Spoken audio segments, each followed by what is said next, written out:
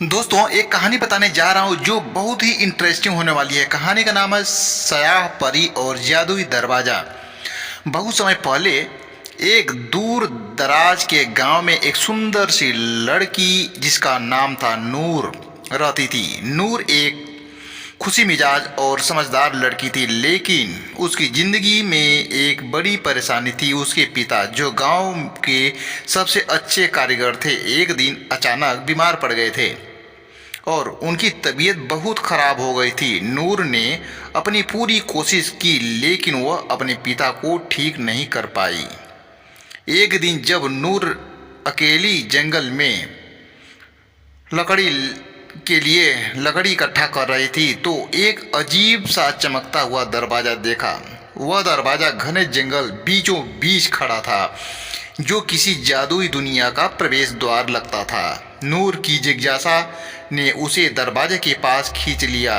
दरवाजा पर एक सुनहरी पट्टी थी जिस पर लिखा था, जो भी इस दरवाजे को खोलेगा उसकी सबसे बड़ी इच्छा पूरी होगी, लेकिन उसे एक बड़ा त्याग भी करना पड़ेगा।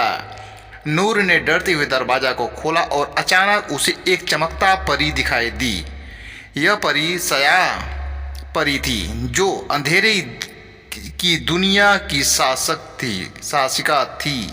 उसका रूप कुछ डरावना था, लेकिन उसकी आंखों में एक रहस्यमयी आकर्षण था। सयाह परी ने नूर से कहा, तुमने इस जादुई दरवाजे को खोला है तो तुम्हारी एक इच्छा पूरी होगी, लेकिन तुम्हें इस इच्छा की कीमत चुकानी पड़ेगी। नूर ने कहा, मेरे पिता बहुत बीमार हैं, मेरी एक ही इच्छा है कि वह ठीक हो जाएं।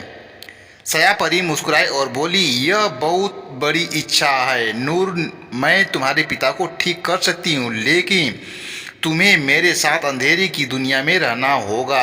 अगर तुम यहाँ सौदा मंजूर करती हो तो तुम्हारी इच्छा पूरी होगी। नूर थोड़ी देर सोच पड़ी, लेकिन उसने अपने पिता की सेहत को देखकर अपना फैसला ले लिया। वह जानती थी, अगर उसके पिता ठीक हो जाएंगे तो अपनी सारी परेशानियां भूल जाएगी। नूर ने कहा, मैं मानती हूँ, लेकिन मुझे एक शर्त है, मुझे अपनी यादें नहीं खोनी चाहिए।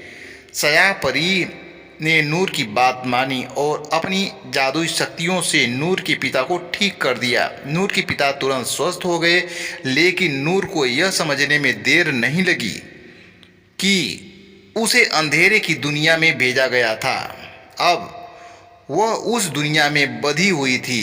सयाह परी ने नूर से कहा, अब तुम मेरे साथ रहोगी, लेकिन तुमने यह समझ लिया था कि क्या तुम्हें खोना पड़ेगा ना।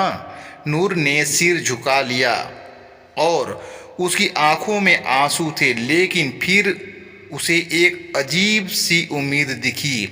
उसने अपने भीतर की शक्ति को महसूस किया और